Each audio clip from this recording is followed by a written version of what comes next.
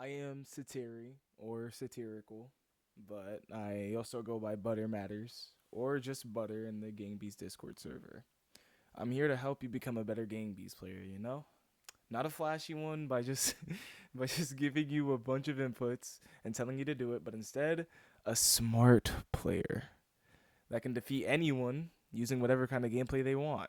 Well, I mean, what kinda, right? Anyways, I've been on PlayStation leaderboards, both R Slates and McPublished, two really good, two like of the best Game Beast players of all time, and I peaked at top two, right, on both of their leaderboards. Actually, not McPublished. On McPublished, I was like top four or top five, but on R Slates, I hit top two, never hit top one though. Whatever, right? And I usually remained around the top three to top six mark when I was active. So something there, right? And I switched to Steam and then hit top one a couple times on a few niche leaderboards, but that's about it, right?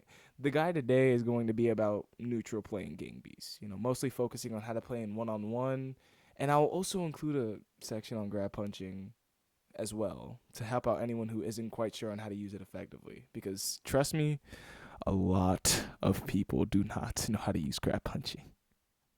But yeah, let's get into it.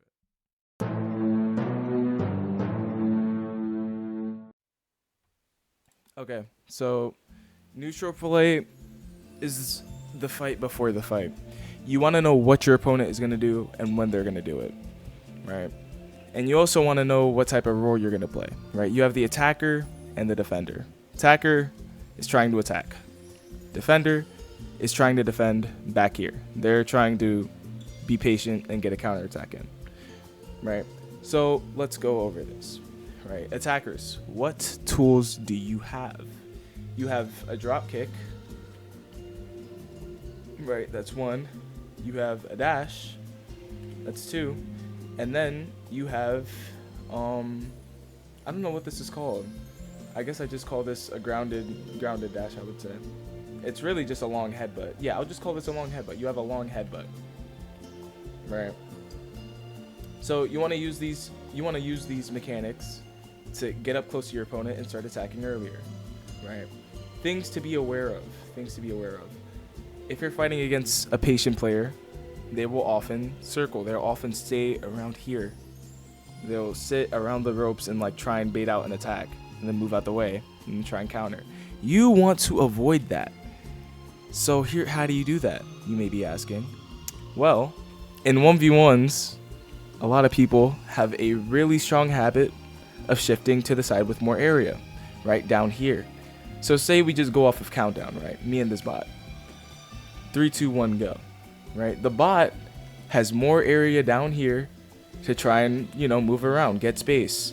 You know that. So what you can do is immediately shift down there and aim a dropkick early. Like that. Quick knockout, kill. You can do the same thing with dash, but dashing is less ranged than a dropkick, so therefore less effective. Still can work. And if you miss the knockout on the dash, you could just go right into grab punching, right? That'll secure your knockout. And after that, throw out kill, right? Because the most important thing in competitive play is quick one knockout kills. If you can get a quick knockout kill, you're in good luck. You are in good shape, right? But that's not gonna happen every time. So let's say you knock out. Let's say you do get that dropkick knockout. Right? But you just for some reason can't throw them out. What do you do here? Right? Best option to do, either try and fish for that kill with a beast throw, which is this. But yeah, fish for a beast throw, which is this. Right? You could fish for that. Or the safest option, back away from your opponent. Right? Because let's remake this situation, right? You get the knockout. You can't throw out the bot. And here's the thing, right? When people wake up from being knocked out, they have this thing called knockout protection, where like for a small period of time, they're almost invincible. You can break through knockout protection, but it's most of the time not going to happen, right? They're pretty much invincible for like a short amount of time. And that's time to knock you out. So if you don't get that knockout on them beforehand, just run, back up, and reset, right? Go back to this position, right? And then you can play neutral with your opponent once again, and then read your opponent. Oh, he likes to go down here. He likes to circle down here. He's not one to go for drop kick, so I'm just going to aim one right at him and knock him out again, and then get the kill, right? Neutral is just based on habits and pattern recognition. If you can read a pattern, you can capitalize, and you can get kills easily. But yeah, as now let's switch gears. Let's go into defender, right? As a defender, your role is to be patient and counterattack, right? As we listed before, your opponent has 3 ways of rushing you: long headbutt,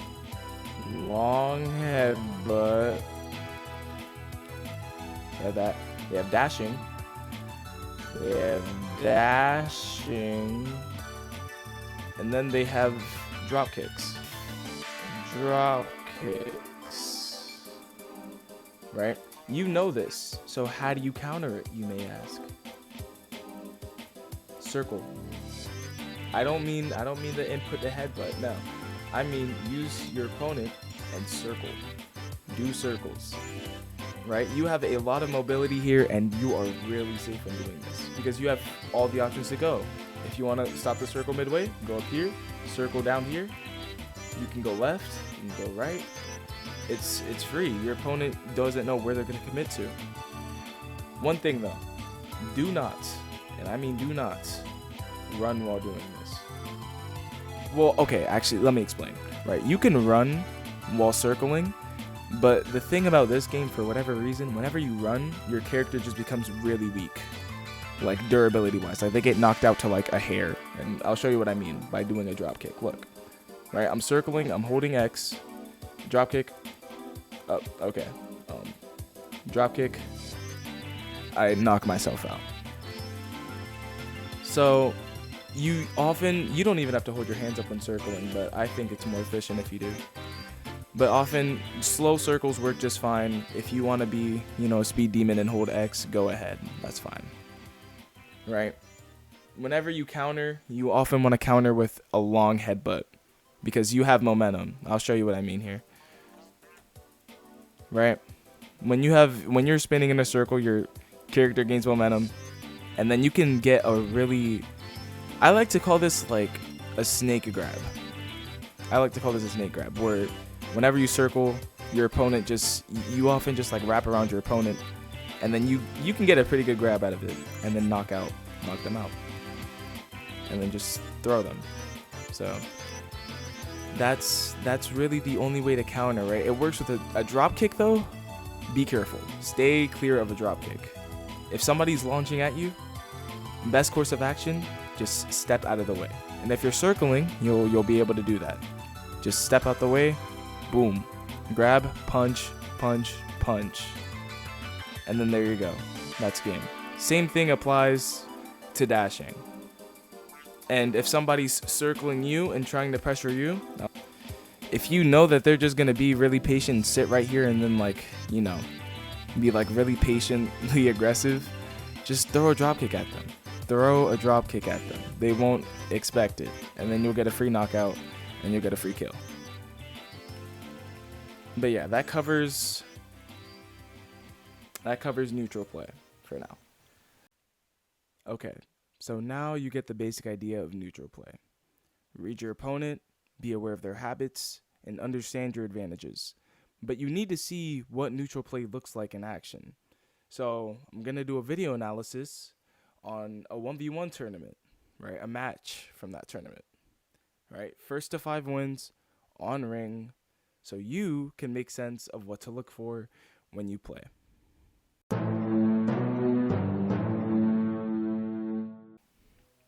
Okay, so we're going to be looking over some replays from this 1v1 that was captured at yesterday's tournament, right? So I do want to add these before we even start, right? Ethan and Avoma are both advanced players in this server that we have, right? So the rankings for context would be beginner, amateur, and advanced. So these are both 2 pretty decent players, right? Ethan, I think, in the server is top 2 or top 1, right? So, and Avoma, somewhere around that top 5 mark, I would say, my opinion. There's no leaderboard yet. And the way the 1v1 tournaments work is that both competitors start in a corner, or at least somewhere around the corner, and they both either start bottom or top. All right, that should be enough information. Let's analyze and see what we can get. Right, so as we can see, immediately starting off, Ethan is trying to bait out an approach from Avoma. Right, Avoma is holding square for whatever reason, and Ethan takes the advantage with a drop kick. Right, this is a really well placed drop kick aimed at his back. He may get the knockout here. He does. He gets the knockout. Goes for a throw, quick, easy kill. That's textbook. That's what you want in a 1v1. You always want to be able to just get a quick knockout and then go for a kill. Right? I don't know what Avoma's plan was here, but he left himself in a horrible position, putting him right here because his back was turned to Ethan. And then by the time he was able to get up, it was already over. So, yeah, 0.1 to Ethan. All right, let's see. We saw Ethan rush with the drop kick once before. Let's see if he goes for the same thing. No, this time it's Avoma with the drop kick. Avoma baited out. Well, he didn't bait, but he acted like he wasn't going to approach Ethan and then pulled out a drop kick. He gets the knockout right there, right? Issue with Avoma, he has a really hard time trying to throw, right? So instead of trying to throw, he runs away, right? Resetting to neutral. Okay, so that's a pretty good play on Avoma. Unfortunately, though, he leaves his back wide open. Ethan tries to take advantage. He misses, and then Avoma wraps around, grabs his head, and tries to get to punching, but he tries to flip, and then he gets knocked out because Ethan gets his back. Ethan is really good at getting good holds on people, and he's really underrated for that, right? Because I thought Avoma had a good head grab here, but then Ethan re-wrapped around him, grabbed his back, and started punching. Free knockout, 1 kill. And all it takes is 1 knockout from Ethan. That's what makes him so versatile. If you can just get 1 knockout and a clean throw, that's all you need. Okay. All right. Is Ethan going to rush with a drop kick? We've seen both of his approaches, right? He's approached with a drop kick, and he's approached with like a headbutt, like a grab headbutt. Let's see. Avoma's laying down once again, trying to bait with that little drop kick that he does. Ethan rushes in with a drop kick as well. And Ethan grabs the knockout here. Yeah, I don't think that was the play from Avoma, to be honest. And then Ethan rushes back to neutral. He could have had a kill right there. Rushes with a drop kick again. They both clash. Okay, Ethan tries to get the throw. Here, Avoma has a head grab. Now, if you know anything about Gang Beast, a head grab is great. You want a head grab. So this is good on Avoma. What does he do with it? Ethan dashes up. He tries to go. Avoma goes into flipping and ignores the head grab here. This is why he loses this fight, right? Ethan gets the flip and knocks out Avoma due to grab placement, and then he gets a free kill on him again. Like, it's just a steamroll, right? Ethan, actually, let me go back real quick. Let me slow this down a little bit, actually. All right. We see Ethan. He's approaching Avoma. We know Ethan likes to use that drop kick, so he's gonna go for it again. Avoma has his back turned to Ethan once again, and he gets knocked out once again. It's the same thing every single time. This is why Avoma ends up losing the fight here. Right? Ethan gets a good back hold, and then Avoma finally tries to switch to punching, but here's the issue. Here is the issue. Avoma isn't punching him right now. Avoma's arms aren't able to touch Ethan right now. So Ethan is completely safe. And then Avoma tries to switch to flipping, gets punched, knockout, and then he's thrown. Right? I think this is where Ethan starts to pull with him. Nope, he gets the kill. If this was final round. And now I couldn't get out the ring for whatever reason. But as we can see again, Ethan rushes with a dropkick. And he misses. Avoma gets his back. What does he do with it? He tries to flip. He tries to do too much. He tries to do too much here. And then Ethan counters with his own grab punch. And this is a really good grab by Ethan, actually. He has his back of his head right here. Avoma can't really do much. He just punches him down. And now I think he starts trolling with him a little bit. This is where Ethan just goes ham on him. Avoma, although gets the head knockout, can't throw him out the ring though. And then Ethan back at it again, just kicking him to oblivion. Butt landed on his head, so that's a free knockout. And then Avoma trying to fight back, but you know, right here, there's not much I can really say. This is just how well you know your own kit. You know, whether that be flipping, dashing, or grab punching, and how well you can use it. Right, Ethan, good back grab right there. And now he's toying with him. So let's just skip through. Yeah, this is just him toying with him. Pretty sure Ethan wins this round too.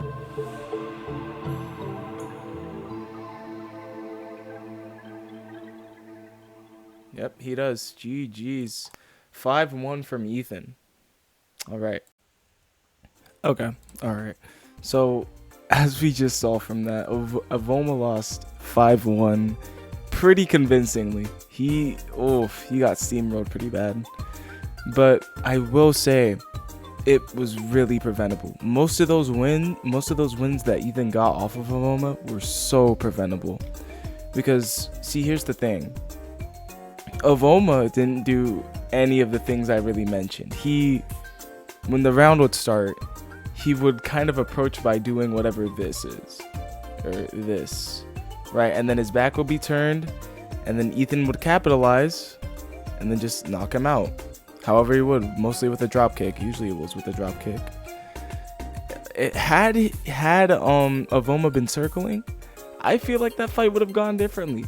Because his drop kick was fine. It's just whenever he would circle as well, he would circle and then try and drop kick. Like, that's all right. That's fine. There's nothing wrong with that. But I don't think he knew what to do when Ethan would approach him. Because Ethan would approach him the same way.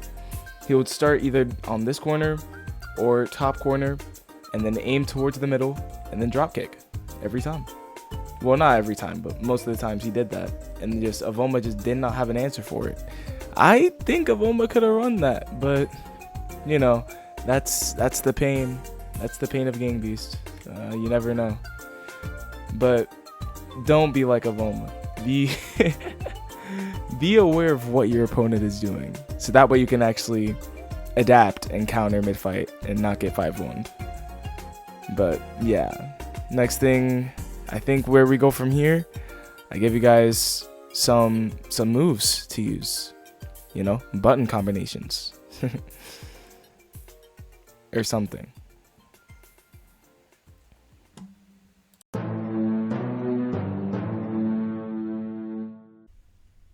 Okay, these are gonna be the move breakdowns, or at least I'm gonna give a couple of them. Right. We'll go with simple things. Right. Dashing, really simple. Press headbutt. Hold headbutt. Yeah, press headbutt, then hold headbutt, then hold X. So all together, looks like this. If you can do this, you're doing it right. Next thing, hold grab. Oh, my bad. Right, if you're doing this, you're doing it right. This is a way to approach. Nice.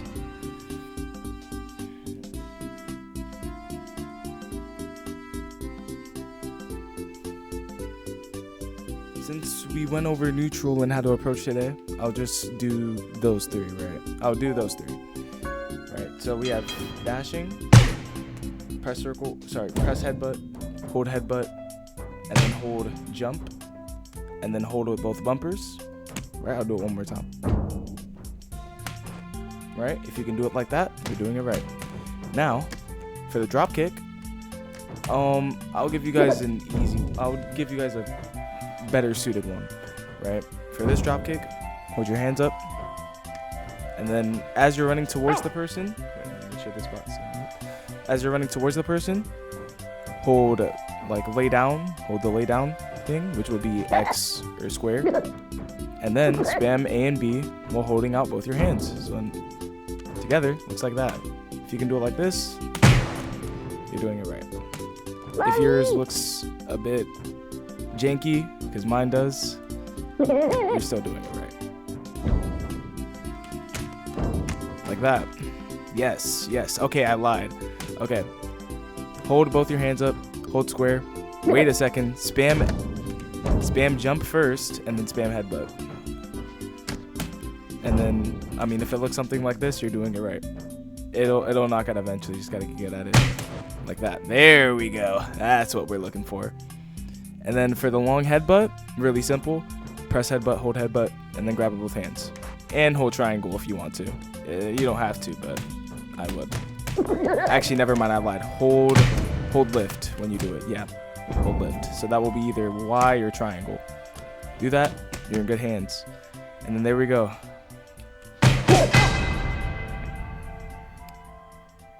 GG's.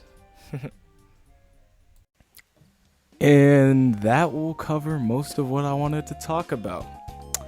This is my debut, so I'm still figuring things out, but I do hope that this helps those in competitive play and those overall who just want to get better at fighting. If you have any questions, let me know. Now, make sure to like and subscribe, because, like, you know the deal.